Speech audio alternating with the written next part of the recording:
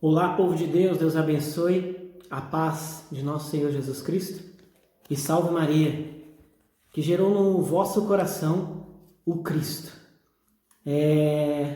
Me chamo Jonathan, faço parte aqui do Ministério de Pregação da Diocese de Campo Limpo, pregando o Evangelho há mais de 6 anos e 4 meses, por graça e misericórdia de Deus também. Sou membro e fundador de uma das novas comunidades de nossa Diocese, a Comunidade Mariana Cavaleiros da Imaculada. E aqui, meus irmãos e minhas irmãs, neste vídeo eu quero trazer algo diferente para cada um de vocês, né? Muitas das vezes nós olhamos para a paixão, morte e ressurreição de nosso Senhor Jesus Cristo como algo tremendo, algo sobrenatural que Jesus fez ali por cada um de nós, né? Hoje, na celebração da Páscoa, nós temos a visão de que o tão é importante, o tão é grande este amor de Deus, que deu seu único Filho, seu unigênito, pela remissão de nossos pecados, pela cura, restauração, libertação do seu povo. E neste vídeo eu venho trazer para cada um de vocês a crucificação de Jesus na visão de um médico, no ponto de vista clínico, né? E este médico ele escreveu um livro chamado A Crucificação de Jesus. É um livro norte-americano e Joseph Bergeron, né, é o autor deste livro.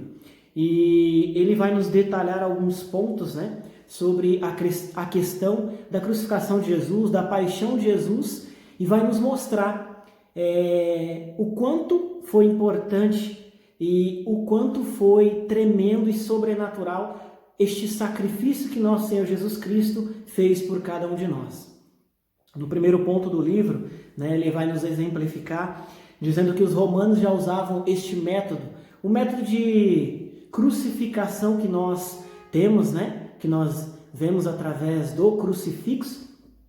Aqui nessa imagem, né, representada através do crucifixo, ele vai explicar para cada um de nós, dizer que os romanos já usavam esse método há 3 séculos antes de Jesus aparecer.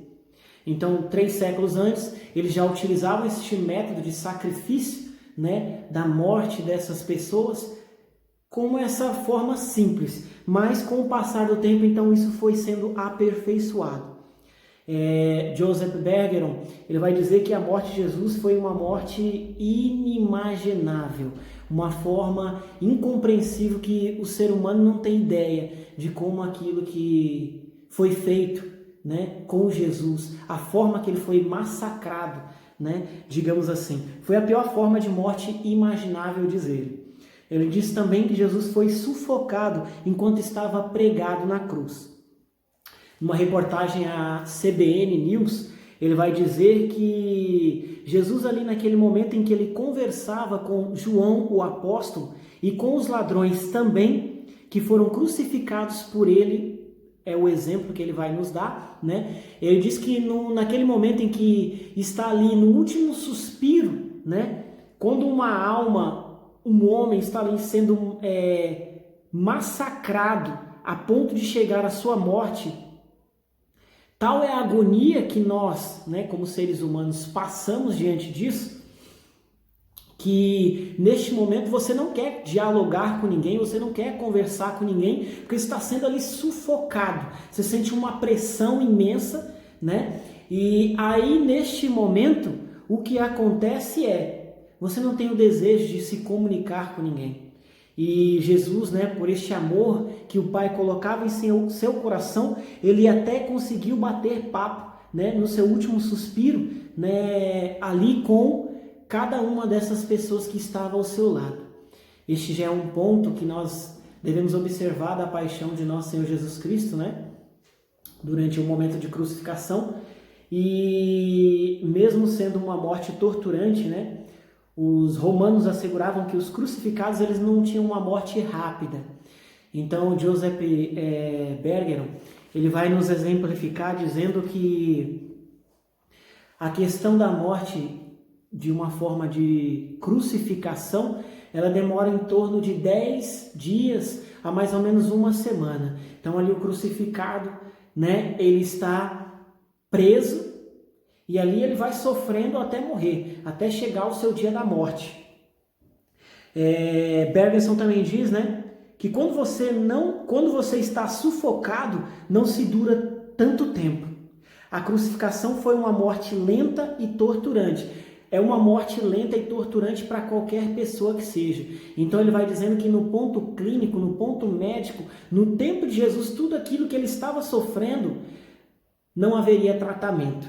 Não haveria uma forma de ir chegando com aquela pessoa totalmente rasgada, machucada, torturada, não conseguiria se salvar essa pessoa. Pelo mais o avanço que nós temos hoje na tecnologia, com os aparatos, os aparelhos que nós temos hoje, nós não conseguiríamos salvar Jesus depois ele ter sido açoitado, depois ele ter sido, né, flagelado, como nós dizemos, né? E depois, quando ele foi ali na cruz, né, quando ele teve ali suas mãos, os pés cravados, e também a questão de estar preso, seu corpo está pendurado, né? A beata Catarina Emmerich, né, que muitas das vezes já ouviram falar dela ou já souberam, né, de alguma coisa do tipo, no livro, inclusive eu estou com ele aqui ao meu lado, né, este livro aqui, ó, um livro muito bom para você fazer uma meditação, uma contemplação sobre esse mistério da vida de Jesus. E aqui, na vida, paixão e glorificação do Cordeiro de Deus, ela vai dizer que a morte de Jesus é uma morte que se dá por amor. Por maior sacrifício que nós fazemos na nossa vida para o próximo, para com Deus, nada vai se comparar a este amor sobrenatural, a ponto de dar-se por inteiro, né, numa morte e morte de cruz. Algumas pessoas sabem, eu, Jonathan, né, trabalho em farmácia, agora no mês 6 deste ano de 2020, vai completar mais ou menos 10 anos que eu trabalho na rede de farmácias Pague Menos como balconista ali, né? Na questão farmacêutica, eu posso te dizer o seguinte, meu irmão, minha irmã. O que nós vemos é o seguinte, né? O corpo humano, ele bebe muita água, porque 70% do corpo humano, ele é água. E aí nós temos a questão dos 30%, né? Os 30% ali está entre minerais, sangue e etc, vitaminas, tudo aquilo que está no nosso corpo. E o interessante é que na morte, né, de Jesus, ali há um esvaziamento total. Tem um santo da nossa igreja católica chamado São Vicente de Paula, que ele vai nos pedir para que nós possamos viver a kenosis, o esvaziamento de si, o preenchimento de Deus. E na morte de Jesus Cristo acontece isso. O esvaziamento total da sua humanidade de si e o preenchimento de Deus. Naquele momento, né, há um momento, lógico, em particular na Santa Cruz, que Jesus, antes de expirar, ele diz: Eli, Eli, lama sabachthani. Meu Deus, por que me abandonaste? Naquele momento é quando Jesus não sente a presença de Deus, não sente o amor do Pai, não sente ali ele está totalmente como humano. Mesmo cumprindo a vontade de Deus, ele está na sua forma humana, nesse esvaziamento de si, e ele não escuta a voz de Deus antes de expirar. Este é um momento, né, no qual muitas das vezes nós passamos também, né? Nós não sentimos a voz de Deus, não escutamos a voz de Deus, a presença de Deus, mas porém, né, Deus está presente em nosso coração, em nossa vida. A beata Catarina Emmerich também vai dizer neste momento, né, na Vida, Paixão e Glorificação do Cordeiro de Deus, que ela vai detalhando, né? Eu vou deixar aí na sua curiosidade para você fazer a leitura deste livro. Aqui, né, para você ter ideia, a beata Catarina Emmerich, né, ela viveu da Eucaristia durante muito tempo na sua vida. Ela sofreu uma doença, essa doença foi pegando ela de tal forma que ela não conseguia mais visitar os sacramentos, visitar a Santa Missa. E aí chega num ponto da sua vida que ela só fica acamada, a sua doença vai se perdurando, né, vai perpetuando na vida dela e ela fica acamada. E ao ficar acamada, o único alimento que ela recebe é Jesus Eucarístico na sua vida. E dentre dessa vida sobrenatural, automaticamente, quando ela está presa naquela cama, ela se aprisiona a Jesus, como diz São Paulo. Já não sou eu mais quem vivo, mas é Cristo quem vive em mim. E aí, naquele momento, a beata Catarina Emmerich, ela pede para o Senhor: Senhor, agora neste momento eu não consigo nem mais levantar da minha cama. Então que eu seja uma vítima expiatória. E ali naquele momento ela entrega como também um cordeiro imolado a sua vida a Jesus. E dentro do livro vai nos explicar que a beata Catarina Emmerich, ela recebe o dom da visão, o dom de visão sobrenatural, no qual partes do evangelho ela tem os detalhes, o detalhamento, ela vê em 3D, em ângulos de 360 graus, tudo aquilo nos seus êxtases, durante o recebimento da Eucaristia e no decorrer da sua vida, que ela passou acamada, ela vai recebendo essas visualizações. E um dos pontos que eu me recordei agora é que ela vai detalhando, que Jesus, o buraco da cruz de Jesus tinha 2 metros de fundura, e aí ali naquele buraco, naquele momento em que a cruz bate para entrar naquele buraco, o corpo de Jesus ele só não se desprende porque ele estava amarrado. É aquele impacto que sofre, Jesus ali naquele momento.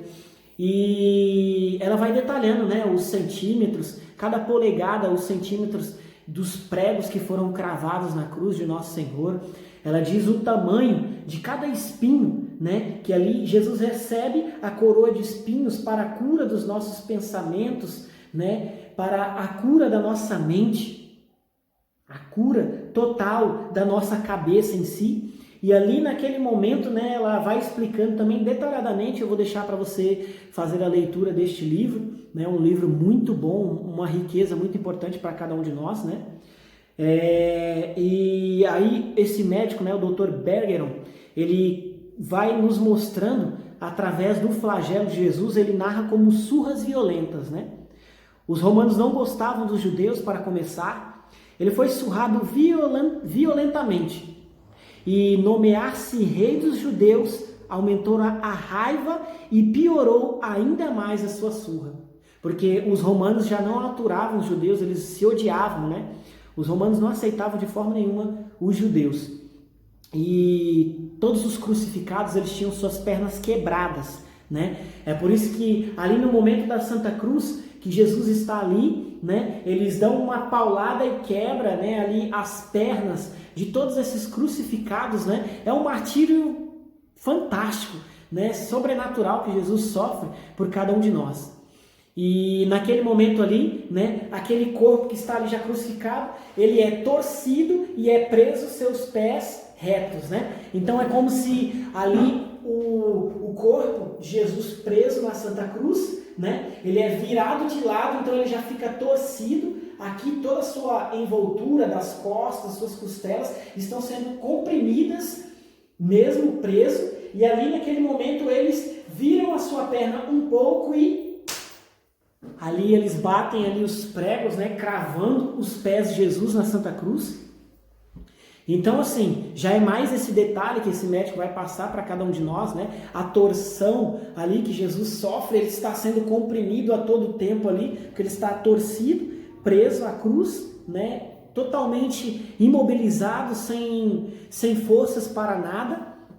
E ele vai dizendo, que essa surra, as surras, lógico que particularmente cada um de nós não sabemos o que é, mas a surra de Jesus excedeu o que era típico para as vítimas de crucificação. Ele teve uma grande perda de sangue e ferimentos nos seus tecidos. Jesus teve dificuldade para carregar a cruz durante o trajeto até o Calvário. Estava começando a sentir os sinais do choque. O que é este choque que este médico vai detalhar para cada um de nós, Esse médico ele vai nos detalhar que o que matou Jesus de fato foi um choque hemorrágico traumático. Até um nome bem grande aqui para nós, Para nós podermos entender bem. Então, ele diz que é um choque traumático hemorrágico que Jesus sentiu. Todo mundo comungava todo mundo costumava carregar a cruz, mas ele não conseguiu. Ele estava ficando fraco e entrando em choque naquele momento. É o que ele vai dizendo, né? E o interessante disso é que este choque hemorrágico traumático, né, no termo clínico que ele diz, eu vou explicar agora através de quando ele explica também dizendo sobre o suor de sangue, né? Eu, como trabalho na farmácia, né, uma pessoa quando ela tem, né, num ponto médico da medicina, vai explicar que a pessoa, para ela entrar, a chegar a suar sangue, né, ela tem que estar num estado de estresse muito alto, muito grande, né, para que aconteça isso. Numa ansiedade muito grande, num estresse muito alto, para que dos seus poros, possa sair sangue. Nós meditamos dentro da nossa igreja na Paixão, quando nós rezamos o nosso Santo Terço, o Rosário, nós meditamos ali, né, o Horto das Oliveiras, quando Jesus suou sangue. E a Beata Catarina Emmerich, né, neste livro, A Vida, Paixão e Glorificação do Cordeiro de Deus, ela vai dizer o seguinte: naquele momento em que Jesus estava ali, né, a ponto de saber o que se passaria na Sexta-feira Santa. Então, na quinta-feira, quando ele sobe para o monte para rezar, ele vai se ocultar de tudo aquilo para conversar com seu Pai, conversar com Deus.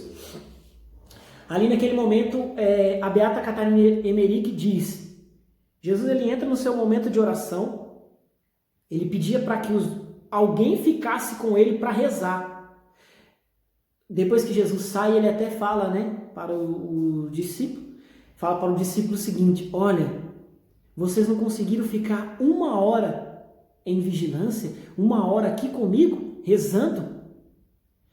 E naquele momento, né, em que Jesus suou o sangue no Horto das Oliveiras, na verdade a Beata Catarina Emmerich diz que quando Jesus ele entra no seu momento de oração, Satanás começa a o perseguir, né, até particularmente você vendo ali no filme A Paixão de Cristo, né? Se você já assistiu esse filme, também convido você a assistir A Paixão de Cristo mais uma vez.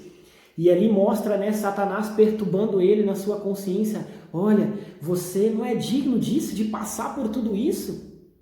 Você não precisa fazer tudo isso. Olha quantos pecados, ou olha o peso dos pecados da humanidade que você vai ter que sofrer por eles. Então ali Satanás amola Jesus, e aí naquele momento que Jesus está em diálogo com o Pai, em oração, Deus dá uma visão para ele. E Jesus, né, naquele momento, por isso que ele suou sangue. A Beata Catarina Emmerich vai dizer que naquele momento Jesus suou sangue porque ele entrou na visão em que ele teve que ele ia chamar a humanidade, né, de meus filhos no momento da crucificação. Ele ia se dar como um cordeiro imolado. E o que acontece com Jesus é o seguinte, meu irmão, minha irmã. Naquele momento, Jesus tem dentro do livro, né, a Beata Catarina Emmerich detalha dizendo que naquele momento Jesus ele vai ver aquilo que vai acontecer com a humanidade, né?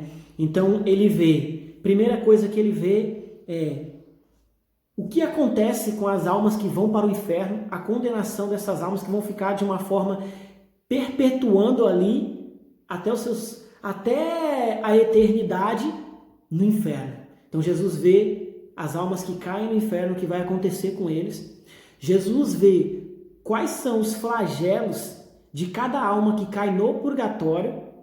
E eu estou terminando o estudo do purgatório, né?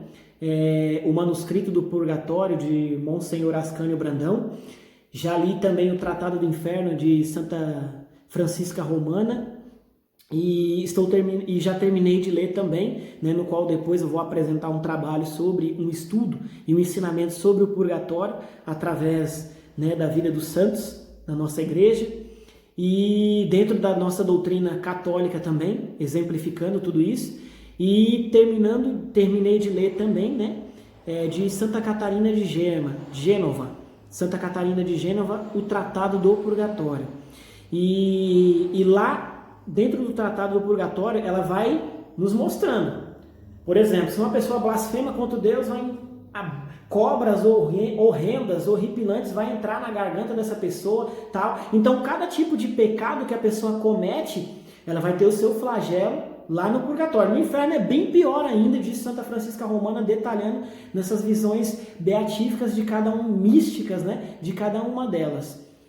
E a Beata Catarina Emmerich, né, ela vai nos detalhar que Jesus, ele vê as almas que vão para o inferno, o flagelo que elas têm lá no inferno, os açoites que elas sofrem lá no inferno. Ele, naquele momento de oração com o Pai, na quinta-feira à noite, na quinta-feira santa, depois ele instituiu o sacerdócio, depois ele instituiu a Eucaristia, ele vai para o monte orar e tem a visão dos flagelos que se passam no purgatório. E outra coisa, outro ponto também que Jesus vê naquele momento, a concupiscência da carne.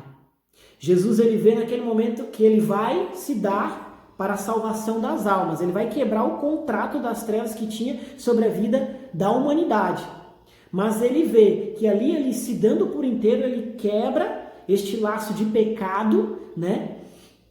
Quebra este laço da concupiscência, mas ele tem a visualização naquele momento também dos pecados da humanidade. Todos os pecados da humanidade, Jesus tem ali a visão. Por isso que Jesus vê o que vai acontecer com as almas que vão para o inferno, que vão acontecer com as almas que vão para o purgatório, e ele vê a concupiscência de cada pecado. Os pecados, por exemplo, a pessoa tem um pecado que, por exemplo, ali na vida dela ela é santa, mas dentro da sua casa ela tem aquele pecado ali, sei lá, de pornografia, de masturbação, de orgia, de aberração dentro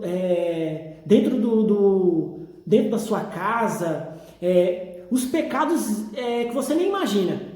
Então Jesus, ele tem aquela visão dos pecados mais íntimos, porque o próprio Deus, ele sonda os nossos corações, como diz a palavra de Deus. Se Deus sonda até os anjos que são puros espíritos, imagina cada um de nós que somos falhos, humanos e pecadores, né? Então Jesus, ele tem a visão, essas duas visões, e a visão da concupiscência, os pecados mais secretos. Jesus viu os pecados mais secretos da humanidade. Então Jesus viu tudo isso e naquele momento ele suou sangue. Suou sangue. E outra coisa, né, que Joseph Bergeron vai dizer, né, ele diz o seguinte, né? A verdadeira causa da morte aparece nas palavras ditas por Jesus na última ceia. Se você quiser confirmar aí, né, a lógica é através de um ponto clínico, de um ponto médico, né, Jesus, ele disse de qual forma ele ia morrer e no qual ele morreu de fato.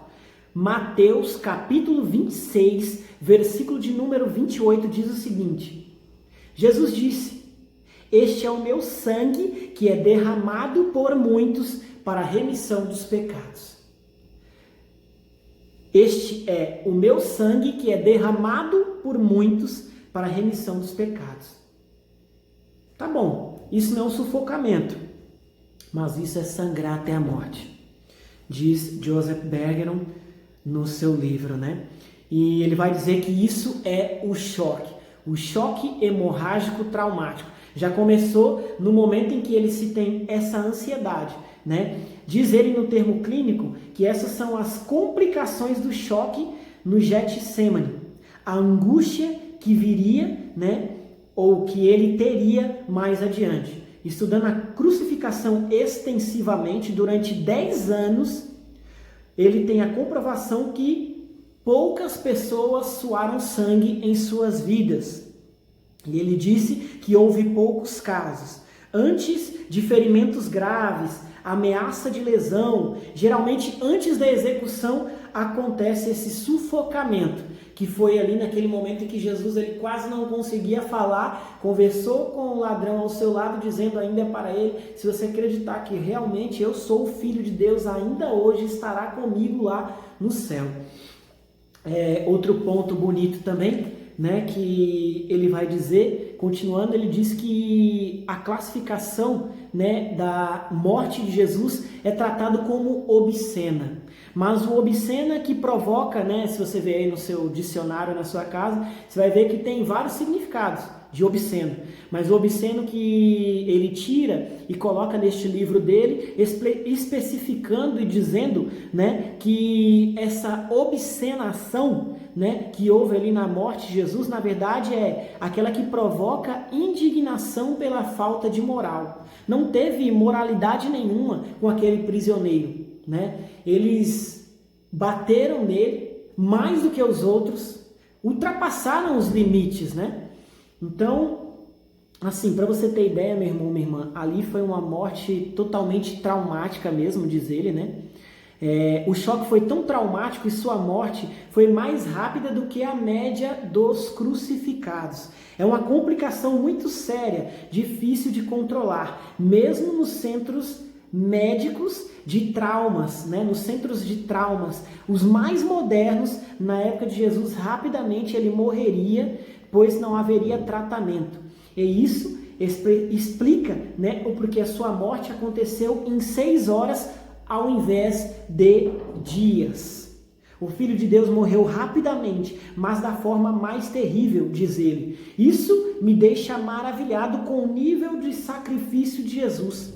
Saber que ele se tornou um ser humano e veio aqui para retificar o nosso relacionamento como humanos com Deus. Restaurar a comunhão com Deus é uma coisa incrível. Reconheço que é difícil lidar com os detalhes torturantes da morte de Cristo, mas acredito que informações como estas aumentam a devoção a um Deus disposto a descer à terra e enfrentar a tal dor e agonia para que os humanos pudessem ser limpos de seu pecado e ter acesso à eternidade. Olha que maravilha e o que diz este homem para cada um de nós.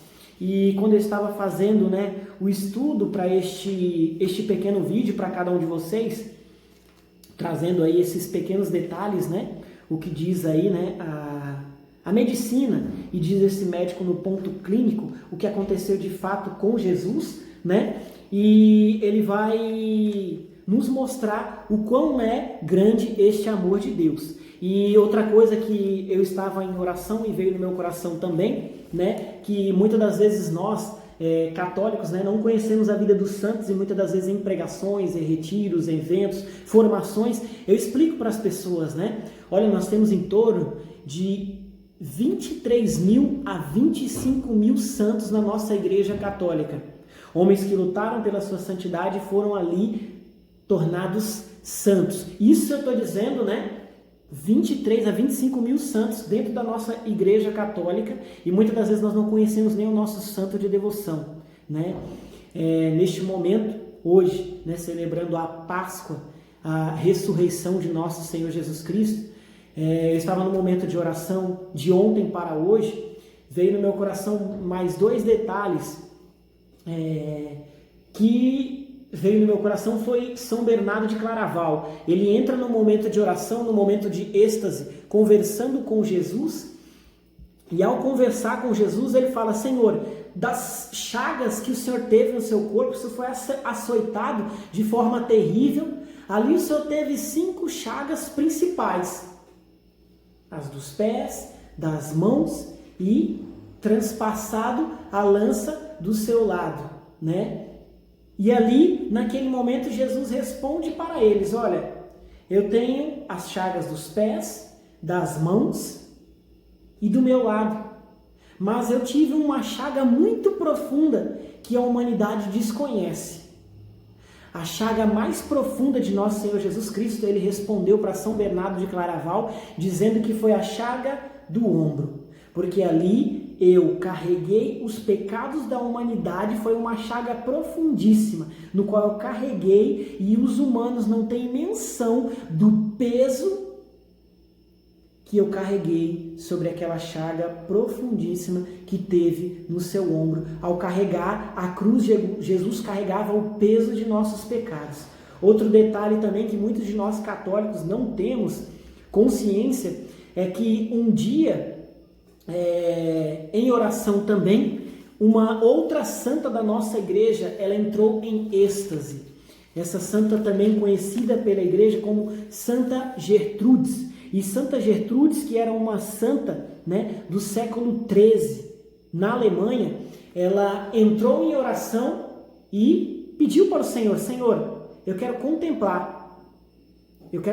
Tanto que São Bernardo de Claraval, depois de entrar em êxtase e conversar com Jesus, ele começa a propagar um amor maior. São Bernardo de Claraval e São Padre Pio, eles propagavam essas chagas de nosso Senhor Jesus Cristo para a humanidade, que nós tivéssemos amor por elas, que nós entrássemos dentro dessas chagas.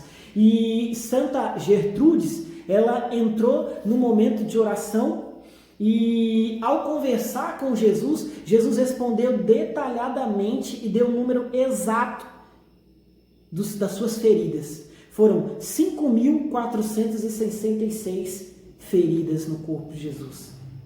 Jesus foi açoitado nas suas costas, foi flagelado de todas as formas, e se contado todos os locais em que Jesus foi ali martirizado, nesse choque hemorrágico, traumático, Jesus teve 5.466 feridas, disse ele a Santa Gertrudes.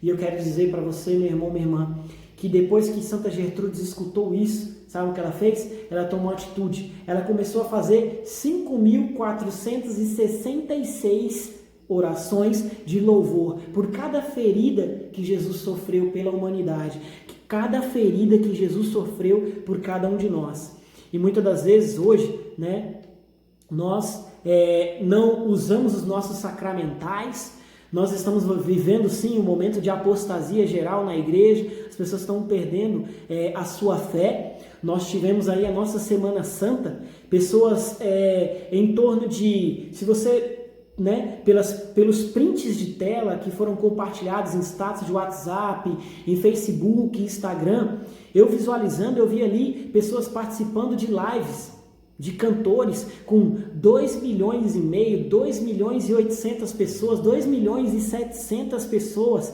assistindo a lives de cantores. Amém, tudo bem, mas ao observar a Santa Missa, a adoração à Santa Cruz, a celebração pascal, eu vi ali 55 pessoas assistindo, 88 pessoas assistindo, 12 pessoas assistindo nas transmissões, no qual o sacerdote se sacrifica. Muitas das vezes nós vemos aí também padres que tiveram ali a dificuldade de fazer a sua transmissão. Apareceu ali padres que tiveram que pedir o auxílio de outras pessoas para poder fazer com que Jesus chegasse até a cada um de nós, pela transmissão da palavra, pela transmissão do Persona Christi, ali se disponibilizando para cada um de nós. E eu quero dizer para você, meu irmão, minha irmã, que nós precisamos mais de vida de oração. Precisamos vida, paixão, morte e ressurreição de nosso Senhor Jesus Cristo. O mundo está vivendo de apostasia. Eu orando, né, neste tempo de quarentena, neste tempo de final de quaresma, perguntei para o Senhor o que de fato está acontecendo com a humanidade, o que o Senhor quer nos dizer através de tudo isso. E o Senhor disse: eu estou neste momento fazendo uma purificação na humanidade, uma purificação e um despertar de consciências.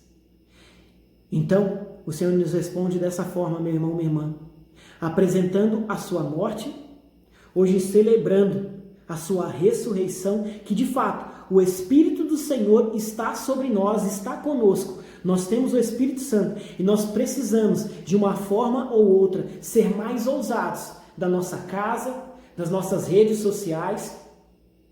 Nas nossas redes sociais precisamos apresentar a nossa doutrina católica, apostólica, romana, para cada um de nós, dos nossos irmãos e irmãs. Nós precisamos apresentar o Evangelho vivo das nossas vidas, apresentar uma vida de oração para os irmãos olharem para a nossa vida e se converterem. Quantos irmãos foram convertidos ao voltarem para este momento? Olha para você ver, toma consciência de tudo isso. Olha o que está acontecendo nesse tempo de quaresma.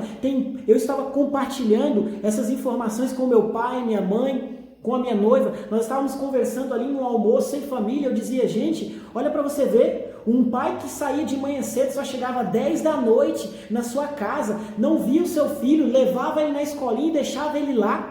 Ele conversando com qualquer pessoa, ele sendo tratado e sendo educado por qualquer outra pessoa. Pessoas maravilhosas, sim. Nós sabemos que tratam os filhos com o amor como se fosse seu filho próprio. Mas, olha, meu irmão, minha irmã, quantas pessoas agora estão almoçando em família, rezando em família, a igreja doméstica. Aquilo que Deus pede para cada um de nós. Nós precisamos evangelizar para fora. Ser santo lá fora, ser de Deus lá fora é muito fácil, mas nós precisamos ser cheios do Espírito Santo na nossa casa, nós precisamos ser cheios do Espírito Santo no nosso lar, exalar a santidade, exalar o amor de Deus, propagar o Evangelho e ensinar que Jesus Cristo é o nosso Rei, o nosso Senhor. Ele tem que manifestar o seu amor através das nossas ações. Santa Catarina de Gênova, no Tratado do Purgatório, ela vai nos dizer que nós vamos para o purgatório pelos nossos pecados veniais, os nossos pecados leves e os nossos pecados mortais. São Leonardo de Porto Maurício diz que aquilo que nos condena é a nossa malícia. E Santa Francisca Romana diz que Deus, ele não altera o livre-arbítrio. Somos nós que decidimos ir para a nossa condenação. E a nossa vida, ela tem caminhado sobre uma vida de trevas. Tem muita gente hoje ficando doente, sabe por quê? Por causa de notícias, vendo mais a televisão do que está em família, do que está conversando com os seus, do que está em oração, conversando com o Senhor que fala em nosso coração. Por isso eu quero dizer para você, meu irmão, minha irmã, através deste vídeo, seja santo, permaneça firme, fique na fé. No dia 18 de março, eu fiz questão de anotar isso para trazer aqui para você. O Papa Francisco, em uma homilia dele, disse o seguinte: olhem para o crucifixo, mas olhem para dentro dele. Assim, entrando pelas feridas das chagas de Jesus até chegar ao seu coração.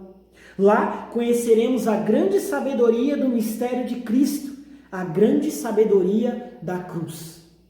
Na cruz, Jesus derrotou o império das trevas, deu para cada um de nós uma nova vida. Rasgou-se ali o véu que impedia de nós chegarmos no templo, de ter acesso ao mundo sobrenatural, ao mundo espiritual. E nós precisamos ter consciência disso, meu irmão, minha irmã. Nós vemos aí o povo padecendo. Tem muita gente com sede, tem muita gente agora que está com mais sede ainda de voltar para os sacramentos, de voltar a receber a Eucaristia, que é o corpo divino, como diz Santa Catarina de Sena, o corpo de Cristo. Quando nós o comungamos ou nós estamos diante da adoração ao Santíssimo, nós tornamos a imagem e semelhança de Deus. E tem gente que participa de qualquer jeito, tem gente que comunga de qualquer jeito, não faz nem a sua ação de graças. Jesus está ali no seu corpo e eu posso dizer uma coisa para você, como trabalhando em farmácia, né? Neste tanto tempo, quase 10 anos trabalhando na farmácia, eu aprendi, né? Nessa mistificação de Deus, a representação da Eucaristia. Quando nós comemos um alimento, nós temos em torno de mais ou menos ali 12 a mais ou menos uns 15 minutos, quando você se alimenta do corpo de Cristo, de São Pedro Julião Eimarde, que nós recebemos o corpo eucarístico de Jesus. São Pedro Julião Eimarde é aquele santo que propagou, né, a adoração perpétua, para você que não sabe ou ainda não aprendeu sobre este santo da nossa igreja, mas ele disse que quando nós comungamos ali, nós temos Jesus durante mais ou menos 15 minutos em nosso corpo. E aí depois só fica em espírito. E eu quero te dizer, na parte trabalhando de farmácia, trabalhando com a parte de medicina, trabalhando com o estudo do corpo humano, eu quero dizer para você, meu irmão, minha irmã, quando você come um alimento, ele dura-se em torno de 12 minutos a 15 minutos. Olha para você ver o mistério que é as coisas de Deus. Deus, ele sabe o que faz, ele nunca erra. A sobrenaturalidade das coisas de Deus. Por isso que Albert Einstein, ao se converter no final de sua vida, ele dizia que não existem milagres, mas tudo é por um milagre. Tudo é um milagre. diz Albert Einstein. Porque para você fazer um vidro, é um milagre fazer aquilo, é todo um trabalho, tem todo um paramento. E você sabe, eu não preciso dar exemplo de outras coisas que é um milagre para se fazer. É tão difícil, uma complexidade para fazer. E quando nós alimentamos, nós comemos ali, o nosso corpo humano, ele vai separando as vitaminas, os minerais, vai indo para o nosso sangue. E ali Jesus na Santa Cruz, ele se doou por inteiro. Ele deu seus 70% de água. Quando ele já não tinha mais água no corpo, ele sofrendo aquele choque hemorrágico, traumático, ele dá também o seu sangue. E ali, quando se espeta que jorra sangue e água sobre o lado aberto de Jesus, né? Ali há o início da igreja, o sacramento do batismo se dá ali, a água e o sangue. Amém? É isso, meu irmão, minha irmã. Quero dizer para você, acredite. Confie no Senhor, seja corajoso, seja corajosa. Eu trouxe para você aqui, para nós encerrarmos, meditando no Salmo 51, né? No qual, no sacrifício da cruz, né, Deus muda a nossa história. E aqui no Salmo 51 ele vai nos dizer o seguinte, aqui na minha Bíblia de tradução pastoral diz assim, em negrito, no início do trecho bíblico diz assim, do mundo do pecado para o reino da graça. Do mestre de canto, Salmo de Davi, quando o profeta Natã foi encontrá-lo após ele ter estado com Betsabeia. E aí diz assim, do mundo do pecado para o reino da graça. Tem piedade de mim, ó Deus, por teu amor, por tua grande compaixão, apaga a minha culpa. Lava-me da minha injustiça e purifica-me do meu pecado. Porque eu reconheço a minha culpa e o meu pecado está sempre na minha frente. Pequei contra ti, somente contra ti, praticando o que é mal aos teus olhos. Tu és justo, portanto, ao falar e no julgamento serás o inocente. Eis que eu nasci na culpa e minha mãe já me concebeu no pecado. Ou me já concebeu, em algumas traduções, já me concebeu pecador. Tu amas o coração sincero e no íntimo me ensinas a sabedoria. Purifica-me como o isopo e eu ficarei puro. Lava-me e eu ficarei mais branco do que a neve. Faz-me ouvir o júbilo e a alegria, e que se alegrem os ossos que esmagaste.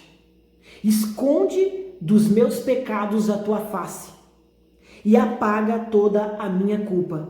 E o versículo de número 12, ele é o mais conhecido da igreja, porque diz o seguinte, ó Deus, cria em mim um coração puro, e renova no meu peito um espírito firme. Este é o versículo que a igreja tem mais consciência dele. Continuando o versículo 13. Não me rejeites para longe da tua face. Não retire de mim teu Santo Espírito. Devolve-me o júbilo da sua salvação. E que um Espírito generoso me sustente. Vou ensinar teus caminhos aos culpados. E aos pecadores voltarão para ti. Livra-me do sangue, ó Deus, meu Salvador. E a minha língua cantará a tua justiça. Senhor, abre os meus lábios, e minha boca anunciará o teu louvor. Pois tu não queres sacrifício, e nenhum holocausto te agrada.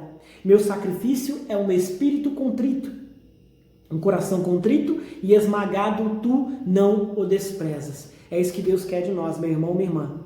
Um espírito contrito, um coração contrito e esmagado tu não o desprezas. Isso é humildade. Favorece a Sião por tua bondade. Reconstrói as muralhas de Jerusalém. Então aceitarás os sacrifícios rituais, ofertas totais e holocaustos. E no teu altar se imolarão novilhos. Essa daqui é para nós, palavras do Senhor. Graças a Deus. E eu quero dizer para você, meu irmão, minha irmã, que este vídeo, né, fique para você como uma abertura para um amor maior para nosso Senhor Jesus Cristo. Jesus Cristo está presente através do seu Espírito na sua vida, na sua casa, na sua família, na vida daquele que prega, na vida daquele que evangeliza. Por isso diz Papa Paulo VI que aquele que compartilha a evangelização tem os mesmos méritos do evangelizador.